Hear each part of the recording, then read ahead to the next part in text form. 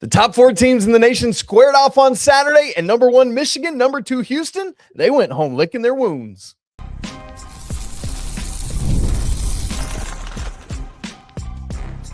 You are Locked On College Basketball, part of the Locked On Podcast Network. Your team every day.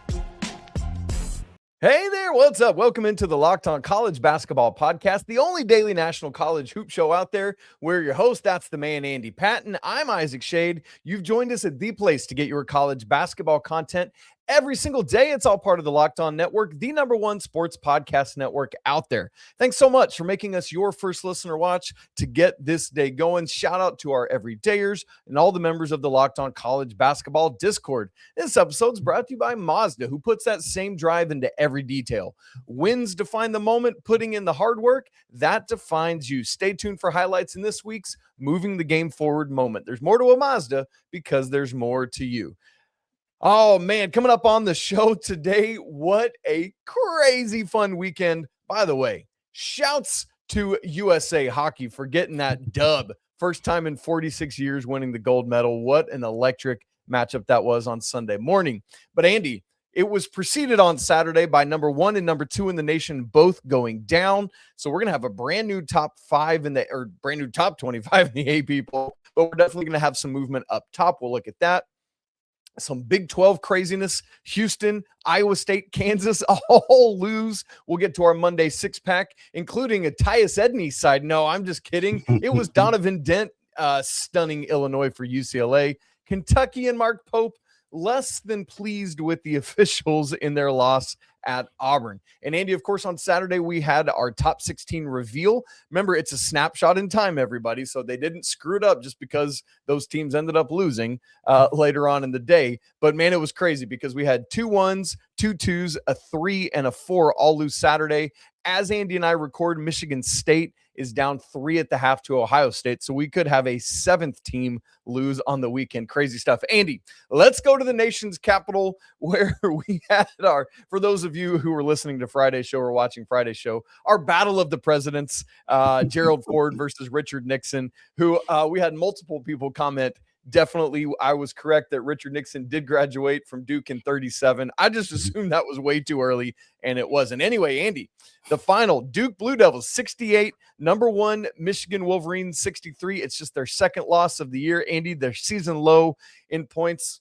Andy Patton, how did it happen?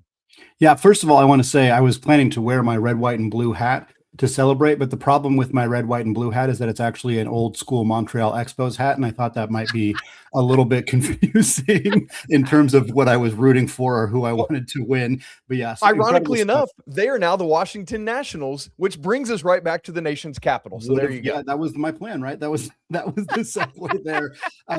No, yeah, this was a really, really good win for Duke. I mean, again, it was a close game. They never really pulled away, but it also kind of felt like they were in control for a lot of this basketball game. In Michigan, obviously, we didn't expect them to go away in this game, but Cameron Boozer, his numbers maybe didn't scream off the page, certainly not the way that like AJ Dybantsa's did in his game, which we'll talk about later. But Boozer controlled this game, and against now having played the 2 best front courts in college basketball when they played Florida earlier in the year and now play Michigan, and he's just been unbelievable in those 2 games and obviously throughout the season. But this was a phenomenal win for Duke. I think for anybody who still has kind of doubts or questions about Jon Scheyer's ability to coach and his, he gets a lot of talent because it's Duke and he's whatever, like that conversation, that narrative, I think needs to die if it's still out there. I mean, he coached such a good game. He made great in-game adjustments here, lineup changes to counter what Michigan was doing.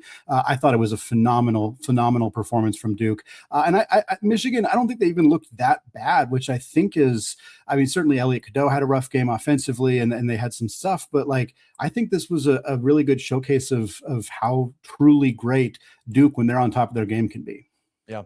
Andy, I thought one bugaboo for Michigan was their 3-point shooting, where they were 6 of 25 for 24%. But yeah, you just said it about Elliott Cadeau. You and I were talking about it before we went on. Like, if you project long-term, which I know we're talking about the game specifically right now, but it's that kind of roller coastery ability from Elliott Cadeau that makes me fear or that makes me not be able to take Michigan to win 6 games in March and into April. I think they definitely could if he gets on a heater, but like it's all about risk aversion. Like if you're betting on it, and I wouldn't be willing to bet that he can be the better version of Elliott Cadeau for 6 games. Did have 6 assists, that 1 turnover, but they are going to have more from him offensively if they're going to be able to win a national championship here. Whereas for Duke, of course, our questions with them are in the backcourt as well. And we had a pretty good game, I thought, Andy, from Caleb Foster, 4 of 9, 12 points, 4 assists, just 1 turnover, had 4 boards to go with it. Caden Boozer didn't, he's been doing a little bit more later. He didn't do as much here. I think Duke long-term, they're going to need more from Caden Boozer. So for both of these squads, Andy, it's funny because we've talked so much about how much we love their front courts, but how much their backcourts need to thrive. And I think ultimately which of these teams goes further is the team that's backcourt is able to be more consistent in March. Yeah, for Michigan, I mean, we talk about Cadeau certainly, but I mean, Namari Burnett started this game, played 17 minutes, did not score. Roddy Gale played 21 minutes, had just 2 points. Trey McKinney had just 2 points. Like the whole backcourt for Michigan really didn't do anything in this game. And I think that was a huge part of it as they relied so heavily on that front court offensively. I mean, LJ Kaysen had 7, but I mean, Yaxel had 21. He was the only player above 15 for Michigan in this game. And, for Duke, Caden Boozer didn't have a great game. He did have 3 assists and 0 turnovers. So it's not like he was a major, and it's not like he missed a bunch of shots. He really went 0 of 1. He didn't get his looks, but if you're going to play 17 minutes and you're not going to score, but you're going to get a couple of assists, not turn the ball over, not miss a bunch of shots, it could certainly be worse than that, I think, in a lot of ways. But I think the backcourts are definitely the concerns for both of these teams. I do also want to shout out a player that I thought had a really, really good game, is Nick Menia. He was really valuable for Duke off the bench in this one. 6 points for him, 3 of 4 shooting. He had 9 rebounds against Michigan. And I think that was, I mean, if you want to talk about stats that made a difference in this game, Duke out-rebounded Michigan heavily by 13, 41-28. Duke had 13 offensive rebounds in this game, and Michigan doesn't get out-rebounded very often. And for Nick Kamenia to come off the bench and have twice as many rebounds as 7'3" Adey Mara, that is a telling stat in this game about Duke, about their hustle, their want to in this game, about the coaching as well. I thought that was a huge performance from Amenia off the bench, and a major factor in this one. I'd love to know, Andy, you said it. I'm curious. If they've been out rebounded at all this year, Michigan, prior to this. Obviously, I'm not going to go research that in real time, but I'd be shocked if there was more than 2 or 3 times all season. And so, Andy, I think where this all leads us to, again, we said it Friday, thank you to both of these teams for a great non-conference opportunity in February. Man, incredible stuff. 2 of the very best defenses in the nation. Yaxel Lendeborg post-game said about Duke, this team defensively is a lot better than everyone else in the Big Ten so far, in my opinion. I thought that was very telling of him. But Andy, the question now, you talked, or I mentioned earlier, we're going to have a new top 5 in the AP poll. Michigan's going to drop out of that slot, but is Duke the team that ascends there? I think it's obviously not Houston. So really it's going to come down to, is it Duke or is it Arizona? Yeah, I think that's what it'll come down to, and I think it'll be Duke. And I don't know that I necessarily agree with that for a lot of reasons. I think that the main reason will simply be that AP voters tend to not. It would be unlikely for Arizona to jump over a team that also won. So Arizona was 4th, Duke was 3rd. Duke beat a great team. Arizona beat a great team. Therefore, you kind of don't expect to see that. I thought Arizona fell too far in the first place. And I think had Arizona only fallen to 3, then we probably would have Arizona back at number 1. Ultimately, I don't know that it matters that much. I think Duke and Arizona are, at this point, the top 2 teams in the country, and Michigan is right there. I think there is a little bit of a break there, especially with Houston's kind of slide a little bit. But I think these are the top 3 teams. I think there's a compelling argument in a lot of different directions. I would probably lean Arizona personally. I mean, they got 2 really big wins this week without Koa Peat and Dwayne Aristode. And I know we're going to talk more about that game in a second. And that was a road win for Arizona. But yeah, I think it'll probably be Duke. And I don't necessarily agree with that. Yep, I'm right with you, Andy. I think that the issue is not what's going to happen today, Monday, but it's the fact that Arizona fell last week further than we thought they should have, and that's the way the AP voters do. So fine, whatever, and it's ultimately just a number in front of the name or not. But I think that Arizona still is the more complete roster. We just talked about the backcourt situation. Oh boy, do I trust Arizona's backcourt a little bit more, but it is going to come all down to, can they get Koa Peat healthy? That's a critical thing as we go forward, Andy, which, you know what? We should probably talk about that one. Yeah, I was going to say, let's segue into that. Again, definitely want to get Koa Peat healthy, but the fact that you beat BYU and Houston on the road without Koa Peat is an incredibly promising sign for Tommy Lloyd's team, handing Houston just their second home loss in their history, albeit short history, as members of the Big 12. We're going to talk about that game coming up here in just a second. But first, folks, today's episode is brought to you by Indeed. Workplace chaos, deadlines stacking up, and inboxes overflowing. The one position that you have to fill is still sitting open. When the pressure is on and you need the right hire, this is a job for sponsored jobs. Indeed Sponsored Jobs helps you reach the people who actually fit what you're looking for with the right skills, experience, and location, so you're not just hoping that the right candidate stumbles across your post. And here's a stat that says it all. In the minute that I've been talking to you, companies like yours made 27 hires on Indeed, according to Indeed data worldwide. So if you're hiring, spend less time searching and more time actually interviewing candidates who check all your boxes. There's less stress, less time, and more results. So when you need the right person to cut through the chaos, this is a job for Indeed Sponsored Jobs. And listeners of this show will get a $75 sponsored job credit to help get your job the premium status it deserves at Indeed.com/podcast. Just go to Indeed.com/podcast right now and support our show by saying you heard about Indeed on this podcast. That's Indeed.com/podcast. Terms and conditions apply. Need to hire? This is a job for Indeed Sponsored Jobs. All right, folks, I want to thank all of you for making Locked On College Basketball your first listen or watch of the day. And thank you for helping to make Locked On the #1 sports podcast network. And folks, if you haven't already, go check out our new Everydayer Club. You get ad-free versions of the show, one-on-one texting with us, special all-access episodes of Locked On College Basketball, and more. So go to lockedoncollegebasketball.supercast.com or tap the link in the show notes to learn more. Isaac, I don't know how many days we would have a top 4 matchup in a conference game with a upset loss, not lead the show, but that is how crazy this weekend was. I mean, there's games 3 or 4 spots down in our 6-pack that would normally lead most other shows. That is how good of a weekend we had. But we got number 4 Arizona on the road at number 2 Houston. The Wildcats get a win here, 73-66. And I love the way you put it in the notes, Isaac. Houston falls to a, quote, woeful 46-2 at home since they joined the Big 12. 46-2 at home since they've been in this conference. That is absolutely bonkers. Arizona gets this win. They grab first place in the Big 12. They do it without their star freshman, Koa Peat. They do it without a key reserve in Dwayne Aristo. Just, again, the depth for Arizona has been such a strong point this year that they're able to get a win over an incredibly talented Houston team without those guys. Ivan Karchenkov was absolutely incredible in this game defensively. Anthony Del Orso was fantastic offensively. Jaden Bradley, of course, the straw that stirs the drink for Arizona. What an incredible win for the Cats, and really an incredible week for them to do this without one of their star players. Yeah, Andy, it's just I love this Arizona team. I think they're so complete. I think they do so much. Also, it's odd. It didn't occur to me on Friday when we were talking about this, Andy, but we had these 4 top teams square off against each other. You know who is the lowest of them in Ken Pom defensive efficiency? Houston? Yeah. Isn't that crazy? That is kind of wild. Michigan is 1, Duke is 2, Arizona's 3, Houston is currently 7. Obviously, that's after these games, but still, like, that kind of boggles my mind a little bit. And it's not that Houston's bad. It's just that they were talking about it on the broadcast, Andy. I don't know if you caught it. I can't even remember who it was, the commentators, forgive me, but we're talking about, like, hey, those shed teams a couple years ago, man, they would just get up into you and there was nothing.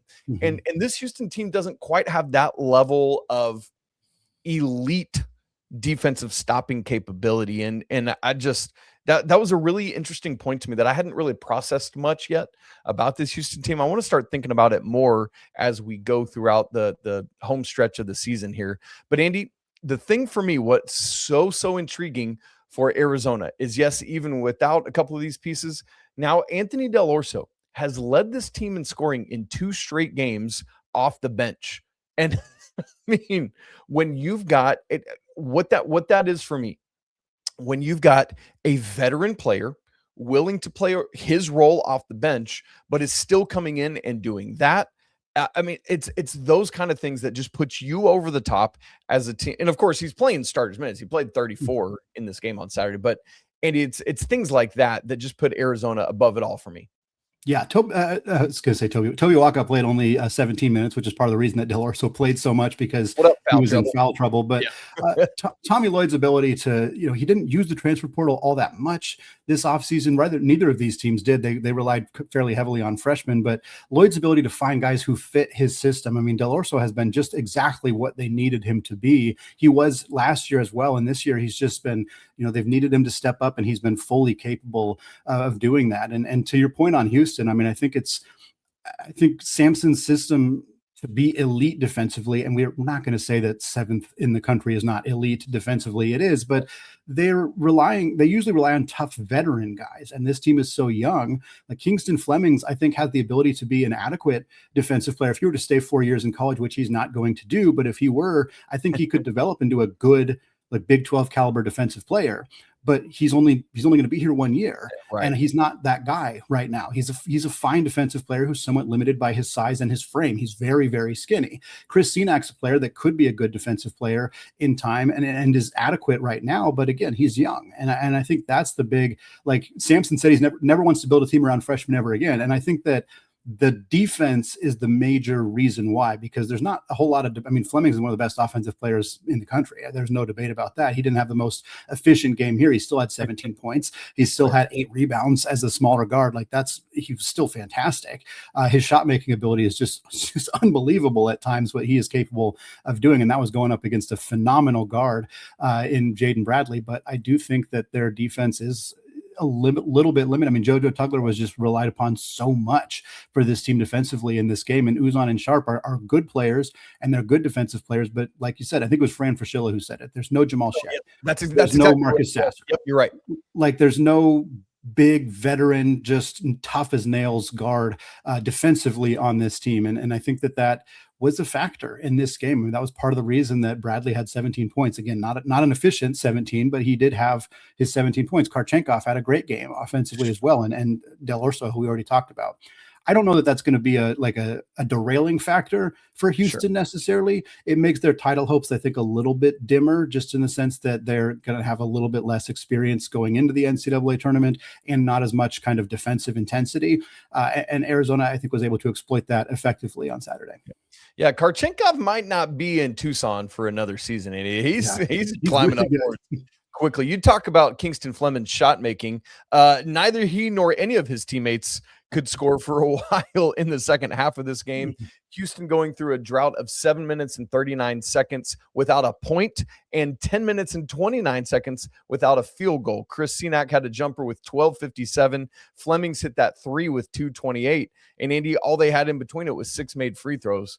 And the fact that they didn't get blown out worse than it was because of that is kind of crazy to me, if we're being honest. But that's the kind of thing that's going to be a bugaboo for Houston that they're going to have to get figured out. We were talking about the defense, but if you're going to have that kind of offensive struggle, boy, that could be an issue. And Arizona had 5 turnovers. I just want to say this really quickly. Arizona had 5 turnovers, which is great for Arizona, but Houston, they have to force more turnover. And they had 2 steals.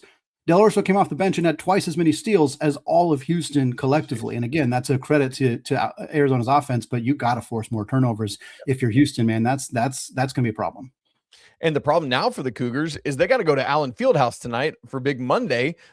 Andy, this could be a 3-game losing streak for the Houston Cougars. That's crazy to think about.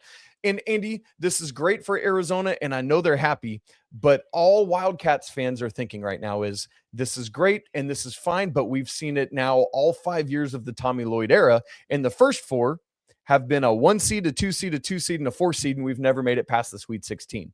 And so I think ultimately Arizona fans are loving this, but they're in wait and see mode, and I get it. Andy, I'm in the camp that Tommy Lloyd is going to be fine. Like so many other coaches, it's just because he hasn't done it yet. Of course it's going to happen at some point. It's just, I understand the frustration though. Yeah, I'm with you 100%. the narrative persists until you break through. Mike Krzyzewski had the narrative around him before Duke broke through, and then that narrative was gone forever. Obviously, the narrative around Mark Few still exists, that he hasn't won a championship, but there was this narrative of, oh, they never even made a Final Four, and then they did. And then they did a few years later. Like, eventually that narrative, usually good coaches eventually break those narratives. Tommy Lloyd has just not been doing this for very long, and the consistent regular season success in a very, very difficult conference. Obviously part of this was in the Pac-12, which was still decent, and now it's been in a really good conference. The consistent success, the ability to recruit. I mean, the guys that he brought in the transfer portal have been great. The freshmen have been great. It's hard for me to believe that he doesn't find a way to break through at some point. For me, it would have to be multiple more years of like failing to get past the Sweet 16 or losing to like way lower seeds for me to start to wonder, okay, is there like a thing here? Is it what's going on? But at this point, it's like, it's just luck of the tournament at this point hasn't gotten him. The Princeton loss obviously will stand out, but it's just one of those things that he hasn't quite gotten there yet. Yeah. Well, Andy, of course, good news for Houston is there's misery loves company, and there were two other teams that are in the top 5 in the Big 12 standings that also took L's on Saturday. We want to talk about them. Darren Peterson played a full game for Kansas, but it didn't matter. They had the worst home loss in the Bill Self era. Gross. That and more coming up in our 6-pack. Right after I tell you about Mazda. This is Mazda's moving the game forward moment for those who show there's more to the score than what's on screen. We're about to talk about this game here in just a second. But man, for BYU, I had all sorts of concern after Richie Saunders went down with his ACL injury, was done for the season. Part of that big 3 for the Cougars. Could they continue to stay afloat? Could they do things? Could they beat top tier teams even with out 1/3 of their big 3? And the answer is a resounding yes. And it's all because AJ Dybantsa went bonkers at home against Iowa State on Saturday. AJ Dybantsa, 29 points, 10 rebounds, 9 assists. Yes, just 1 assist shy of a triple-double. Crazy stuff to help move the game forward for BYU. Moments like that remind us of what it really takes to raise the bar. It's that extra work off the court, dialing in every detail, giving it that extra fire, that grit, and that I never quit mentality. Mazda, they put that same passion into every model. Highlights make the reel, but what it took to get there is what makes it count. There's more to a Mazda because there's more to you. This episode's also brought to you by FanDuel. Hey, have you ever wanted to experience the NBA Finals live and in person? Great news. FanDuel is now giving you that chance to turn the dream into a reality with their NBA sweepstakes. Here's how it works.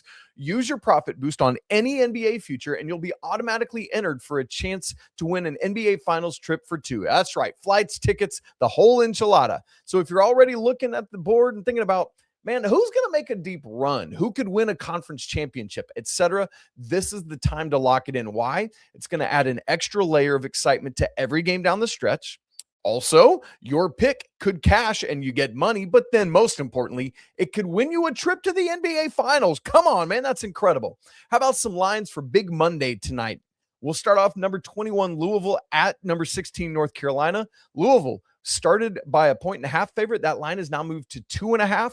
And then the nightcap, the Big Daddy, number 2 Houston going to number 8 Kansas, where the Cougs are favored by a 1.5. Both road teams favored in this. Interesting stuff. Visit FanDuel.com to get started. Use your profit boost on an NBA future and get entered for your chance to win a trip for 2 to the NBA Finals. Play your game with FanDuel, the official sports betting partner of the NBA. Andy, it's time for the Monday 6-pack, where we're going to highlight several other games that happened over the course of the weekend. What a loaded weekend it was. As I already said, we're staying in the Big 12 for a little bit, and we're headed to Lawrence, Kansas. Cincinnati goes to Lawrence, gets themselves a massive 84-68 win over the Jayhawks. This was the largest home loss for Kansas as a ranked team against an unranked opponent in the AP poll era. It was their first double-digit home loss to an unranked opponent since 1993. A number of different things that records that were broken in this game is staggering. Huge win for Cincinnati, but for Kansas, oh man, Darren Peterson finally plays a full game. And Bill Self said, at a press conference before this game, basically said, we need him to start closing out games. Like if he wants to quiet the narrative, play in the second half of games. Like you finally start to see the cracks a little bit.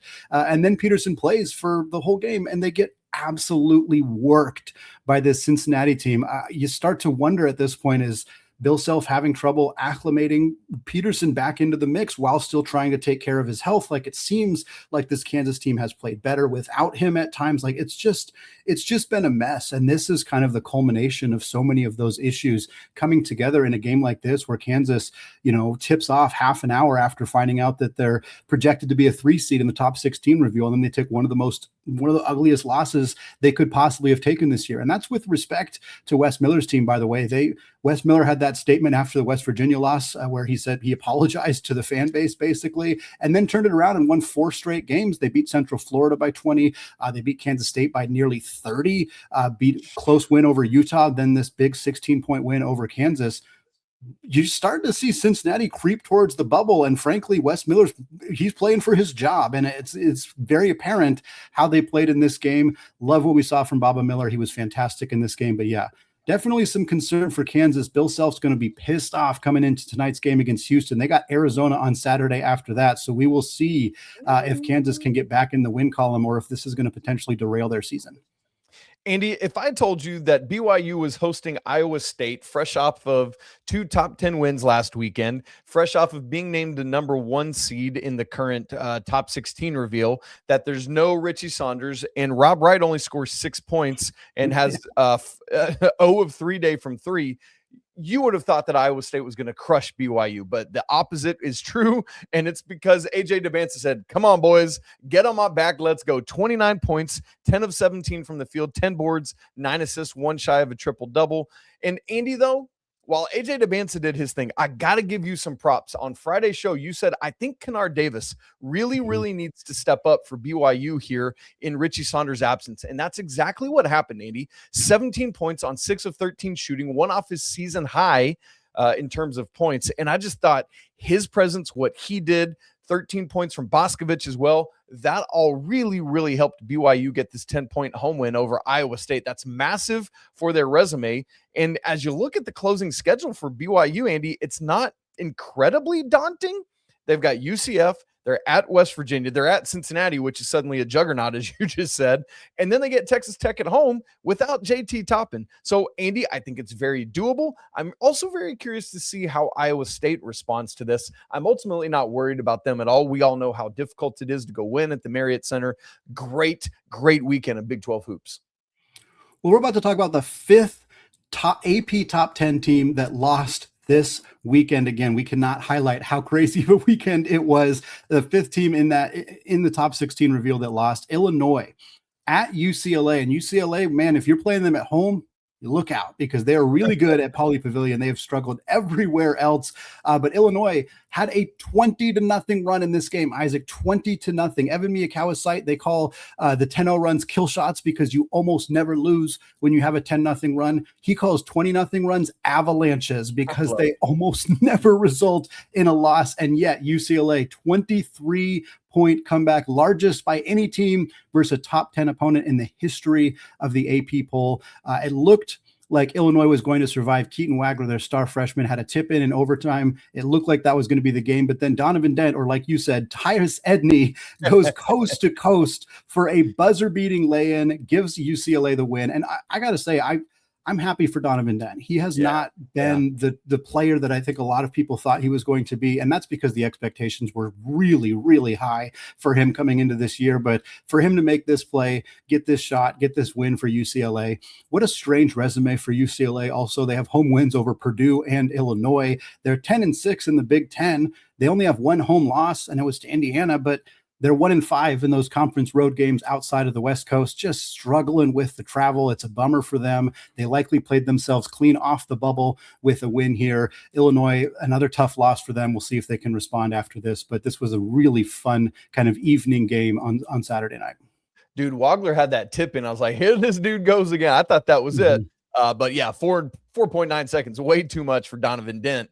And they just never turned him, Andy. It was, I'm like, y'all got to stop this dude. What are we doing out here? All right, let's move to the SEC for a couple here. We'll start with Tennessee going to Nashville, little in-state rivalry. Massive win for the Vols, 69-65.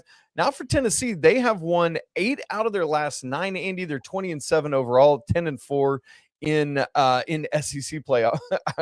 What conference is Tennessee in? I don't know why that's not coming to me. Anyway, like a good day, but not a crazy day for either Jacoby Gillespie or Nate Ament. But what I thought was so critical for the Vols and Rick Barnes' team is they had nice balanced production across the board. Andy, 1, 2, 3, 4, 5, 6, 7 players with 5 or more points, 6 players with 7 or more points. Really, really good day for them across the board. That's a tough loss for Vandy at home. I know that they're wishing they could have got that. Obviously, they were in a 4 seed in that top 16 reveal. Well, that's gone a little bit. Now they've lost at Mizzou and against Tennessee back to back. They're still in good shape in the SEC, but obviously they've fallen off after that hot start to the season. To close out, they've got Georgia at home. They got to go to Rupp, to Ole Miss, to Tennessee. So that's a tough closing schedule for Tennessee, and going to be really interesting to see how both of these teams move forward after this. Can Tennessee stay hot? Really curious to find out. Number 5 in our 6-pack is a pair of SEC bubbly games that we're going to talk about. We're going to talk about the game that certainly garnered more attention on Saturday. That was Kentucky at Auburn. Auburn gets a 1-point win, 75-74. Really, really critical win for Stephen Pearl and Auburn to keep themselves in that bubble conversation. But the story of this game was Mark Pope's response to some albeit very questionable officiating in this game. He was right to be upset, but man, he let him know after the game, and he did it with his best attempts to avoid getting fined. He was trying to not talk specifically about the officiating. He said things along the lines of, felt like Otega Owe was playing 1 verse 7 or 1 verse 8 at times. He said there was people involved with this game that were despicable. He's probably going to get fined for what he said. One of the more notable calls was an offensive foul on Colin Chandler with, I think, 14 seconds to go while the ball was still being inbounded to Hod Pettiford. It was a little bit of a flop. I think that's fair to say. It's also just not a call you typically make. Like, that's not that was more my issue with it, is like, I don't think you can blow the whistle there. Like, it had to be egregious, and it just wasn't egregious. There may have been some contact there. Pettiford certainly sold it, but I get the frustration, and I get the frustration for Pope in general. This is a tough loss for Kentucky. Yes, it's on the road, but they've now lost 3 in a row. They're just 8-6 in conference play. They're not on the bubble yet, but suddenly there's a little bit more pressure. They got a road game against South Carolina this weekend. That's a game they should win, but certainly some more pressure on that game now, because after that is a home game against Vandy, who's also going to be a little pissed off, a road game against Buckyball and A&M, and then a home game against Florida. Meanwhile, for Auburn, they needed it. There's just no other way to put it. They needed this game.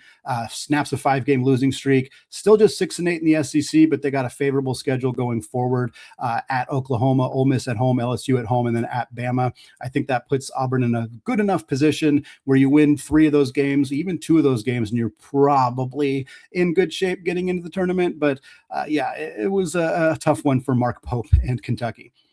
Our other game here, Georgia over Texas. This game was in Athens. Big win for the Bulldogs here. 2 in a row after that brutal loss at Oklahoma. Now 7-7 in the conference and 33rd in the net as of Sunday. I think they're putting themselves in a much more comfortable position. Longhorns, not so much. Tough loss for them. They had a 5-game winning streak, so they were playing themselves into good shape before losing this game here. Still 8-6 in the SEC. Still in a decent spot, but they got a tough closing schedule for Sean Miller's team. Florida at home, A&M on the road, Arkansas on the road, and then Oklahoma at home. Got to feel like you need 2 of those. You'd love 3 of them. If you only win 1, or if you lose all 4, I think suddenly you're in a really precarious spot for this Longhorns team. All right, Andy, let's go back to the ACC. We started the show with Duke. Let's wrap it up with 2 teams that are just behind them in the ACC standings. Miami goes to Charlottesville to number 14, Virginia, and the Cavs escape, Andy, with an 86-83 victory. They were up 4 with a minute to go, but Miami gets back-to-back buckets by Ernest Uday. Malik Renew in between was a missed Tester Ritter 3. That ties it up. But, Andy, here comes my man Chance Mallory. I have loved what, in a season of all these crazy freshmen, this dude just draws this crafty, like veteran-looking foul from Trey Donaldson as he's shooting a 3, buries them all, and then the Cavs get a turnover on the inbound. That's it, and that's all. 6 Cavaliers in double figures in this thing, Andy, led by Jakari White's 17 points. It was such a high-level game from both teams. That's what really impressed me. Both of them shot over 45, 50, and 85 on field goals, threes, and free throws, respectively. Just high-level shot making from both teams. Just Miami in the first year under Jay Lucas just continues to impress. He's a great coach. They've got a great stable of talent, but also it's the first year under Ryan Odom, and Virginia is now in the driver's seat to be second in the ACC, get that 2 seed. They stay just one game behind Duke, but courtesy of this win, because they would have been tied with Miami had they lost this, but now Miami and NC State are tied at third in the ACC, 2 games back. Then you got Clemson, half game back of that. And then Louisville, North Carolina, that big Monday game to tip off tonight. Those teams are tied for 6th just behind that. So a lot of intrigue at the top of the ACC. Congrats to Virginia on another big dub. Yeah, the mix this game tonight is so much more exciting. And we got 2 great big Monday games. And it feels like the trend in these big Monday games has been the Big 12 game has been the highlight, and the ACC game not as much. Too much, with apologies to our buddy Jackson Holzer, too much Syracuse in big Monday games this year. I'm really glad that we're going to see, we don't know the rankings as we're recording this, but we're going to see 4 ranked teams most likely here in this game. Louisville at North Carolina is the start.